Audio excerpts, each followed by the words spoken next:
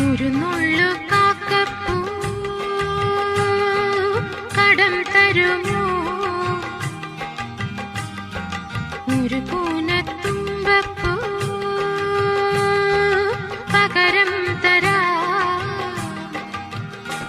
ഈ നീലപ്പൂക്കാലം കാസർഗോട്ടുകാരുടെ ഓണക്കാലത്തിന്റെ ഗൃഹാതുരമായ ഓർമ്മകൾക്കപ്പുറത്തേക്കാണ് പരന്നു കിടക്കുന്നത്.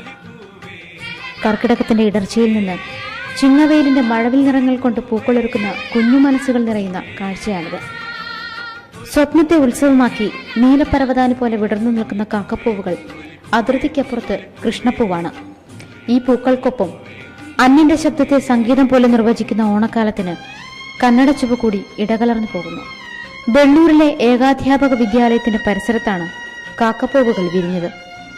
പൂക്കളിറുക്കാനായി നൂറുകണക്കിന് ആളുകളാണ് ഓരോ ദിവസവും ഇവിടെ എത്തുന്നത്. തിമിർത്തു പെയ്യുന്ന മഴ വകവയ്ക്കാതെ പൂക്കളിറുക്കാനെത്തിയ കുട്ടികൾ കൈക്കുടന്ന് നിറയെ പൂക്കളുണ്ടെങ്കിലും ഇത്തവണ കാക്കപ്പൂവുകൾ കുറവാണെന്ന സങ്കടത്തിലാണ്.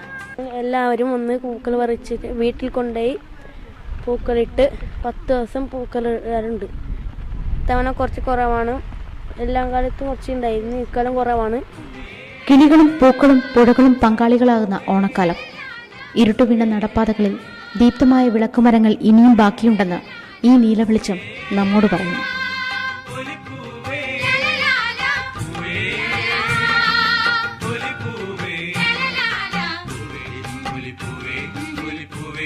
വീഡിയോ ജേർണലിസ്റ്റ് KR രാജേഷ് പകർത്തിയ ദൃശ്യങ്ങൾക്കൊപ്പം ആജ്ഞ രവീന്ദ്രൻ, TV ന്യൂസ്, കാസർഗോഡ്.